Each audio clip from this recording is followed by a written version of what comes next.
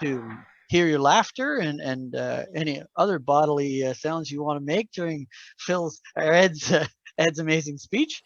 So Ed is a distinguished Toastmaster, as well as the chapter's vice president of education. Ed represents Toastmasters as if it was his own business. He is always there for whoever needs him to help him with their journey, and he will jump in wherever he is needed to make sure we all succeed. Ed's speech tonight is called The Goldilocks Zone. Ed has always been interested in fitness and has been active in many different types of fitness activities. He prefers indoor fitness classes for the camaraderie, fun, and health benefits. About 12 years ago, he became a certified fitness instructor and taught Zumba classes several times a week for 3 years in 3 different locations. Later, he added skills to suit the fitness needs for the older adult and thus also became certified as an older adult fitness specialist. Ed believes that keeping fit makes it possible to enjoy almost any physical pastime. Here is Ed with the Goldilocks Zone. The Goldilocks Zone. Ed Nicholson, everyone. I can't hear you. Off mute. Okay.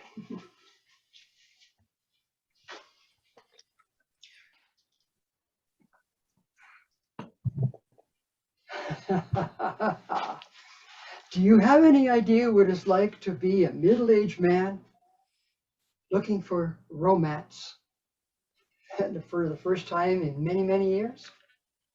Mr. Toastmaster, fellow Toastmasters, a most welcome guest. Oh, about some 12 or so years ago,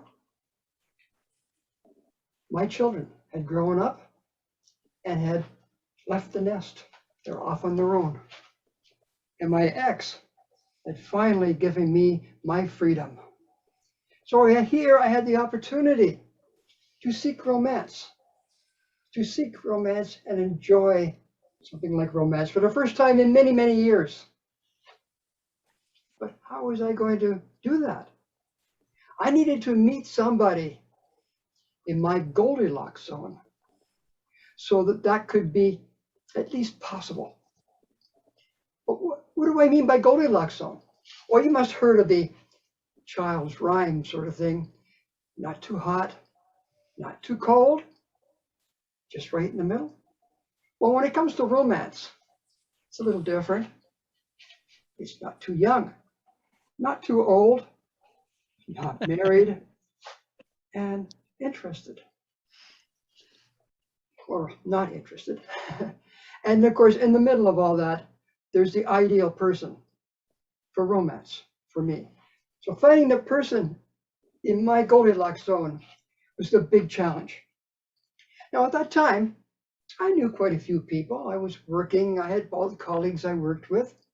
I was involved in fitness classes of many different types, but I only knew a relatively small number of people. And somehow I just could not find the person in my Goldilocks zone. So I was involved in various different activities, one of which, as a student, I was in a class called Zumba. This was a class of maybe 100 people in it, a lot of excitement, people going around, all sorts of interesting moves, sexy Latin moves with fantastic music that really, really get your blood moving. Opportunities for romance, perhaps. But you had to meet somebody. I had to meet somebody in my Goldilocks zone to make that go. And I found that people I talked to, a few dozen people at the most, a class full of maybe 100 people. Unfortunately, none were in my Goldilocks zone. So I looked around a bit more and I noticed the instructor at the front. She had the attention of everybody in the class. So in order to increase the chances of meeting somebody in my Goldilocks zone, I decided I was going to have to be an instructor. So off I went to Toronto for a couple of days. It's been a lot of effort there. Very successful. Got my training. I got my license to teach Zumba. Then when I got back here and started looking into it, I realized I also needed to be a certified fitness instructor too. So that kind of took a little bit longer. Weekends, about 4 different weekends, and a test finally. Later in Ottawa, I became a certified fitness instructor too.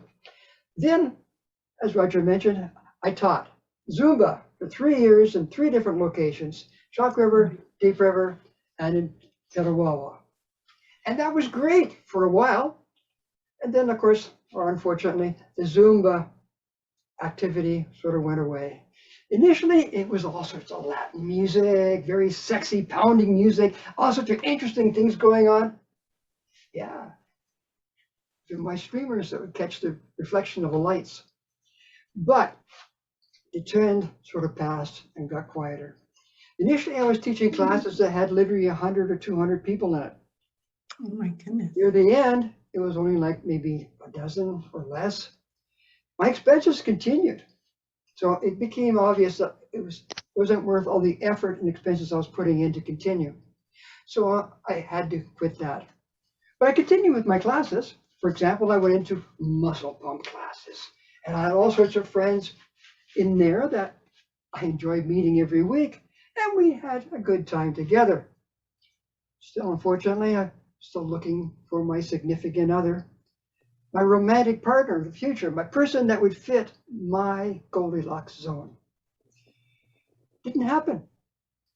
But fortunately, along came an event. This event was that my employer had given me a couple of tickets to a gala, a Christmas gala, very special event. 2 tickets. I needed a date. So in desperation, I took these to my fitness classes, everybody at places I knew, and I asked around who would be willing to go with me to this.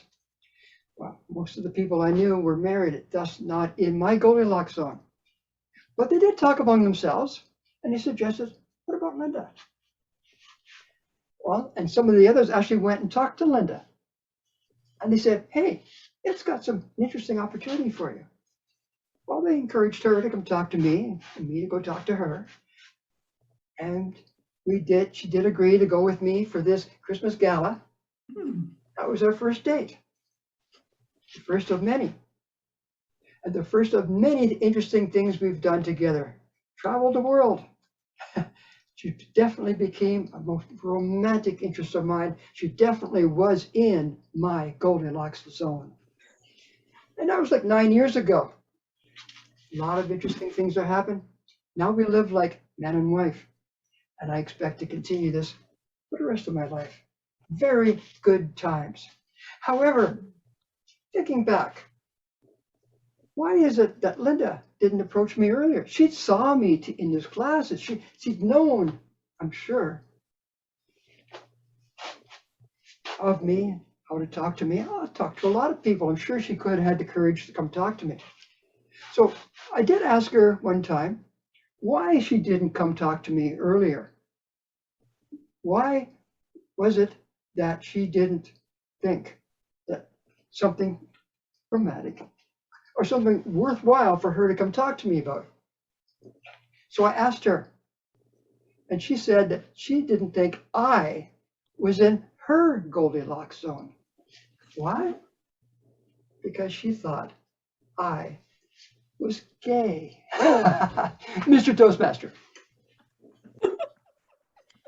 Oh, nice finish, Ed. That was fantastic. There's nothing better than the Goldilocks zone. Everyone is going to remember that, I believe, for the rest of their life. It's clear to see that you're very passionate about several things in your life. And here I thought it was just Toastmasters, but I'm wrong. And Linda, thank you for once again enlightening us with a life in the day of Ed Nicholson, the Zumba style way in the Goldilocks zone. Timer, if you could put 2 minutes on the clock. On to the evaluation of the second speech, which will be given by Yen, if Yen is still with us. Yes, I heard enough of the speech for some comments. Take it away. And I must say, Ed leads a great example for us in many ways. First, I have to say, of the parts I got in the speech, I'm actually very impressed of how he took last week's speechcraft session and extended it into a full speech. We also took a few of the feedbacks last week where we gave suggestions. The first draft we had last week was about 3 to 4 minutes, if my estimate's correct. One of the advice I gave to attendees is rather than coming up with double the content to stress our memories, we can actually spend the minutes enjoying the speech, such as smiling, acting it out, getting dressed up. And I see Ed did all of the above. All of the above, really. Like his dance appropriate costume, acting out some of the gestures and motion. And I can also see on the screen that his body language is very open and relaxed. Ed also sets a great example in a sense that I remember a lot of feedback he gives to other speakers to tell them to stand up, step back, slide off from their screen with their chair, roll back, get up, and start practicing by standing up to start speaking. And that's just because in today's speech, I can tell Ed had much more control of his vocal range. The power, the passion in it. It's amazing on how much control we have in our instrument, our tool, voice, when we're standing instead of being constructed in a chair. I'm one of the very hesitant one who wants to sit as if I'm talking to a coffee table. But by seeing Ed's speech today of his power and passion, I'm a much little higher more to be inspired. Toastmasters is a place where we also get feedback on suggestions of how to improve. So Ed, there's one thing that was very distracting to me. Perhaps it's because previously I was going through a common period where I'm cleaning up my desk. So clutter is the first that comes to mind. The way you use body movement, dance, power motion today draws a lot of visual attention to me, which is awesome. Until there were moments where, because I'm being drawn visually to your speech, when you motion to your left, my eyes fall towards everything else in the background in your office. In a sense that, so let's say you wave your arm or you twirl to the left, I get distracted by everything on your shelf and I was wondering, oh, what product is he selling? Until I clicked on that it's actually the speaker in the story that I should be following.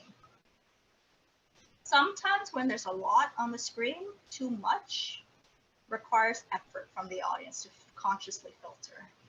And by then I already fell behind your speech. So a little suggestion to improve is you can experiment with virtual backgrounds, maybe a dance stage. You can shift your video camera towards your right a little more or put up some construction paper, whatever it takes to just declutter the background behind you. So behind you to your left, there's a lot of products up there. In terms of challenging yourself, I think you should continue giving speeches like this. They're humorous in a sense that you know to pick relatable anecdotes that people can relate to. You have this right level of self-depreciating humor, and then you inspire, motivate our interest with your body movement. I can predict that if you give subsequent speeches that are of similar style, you probably will break a lot of hesitation in other people to get moving and stand up to give their speeches too. I really want to highlight the take-home messages. You really led by example, Ed. So thank you for giving this speech. Thank you, Yan. Thank you very much, Yin. That was a great evaluation. We now move on to the Quizmaster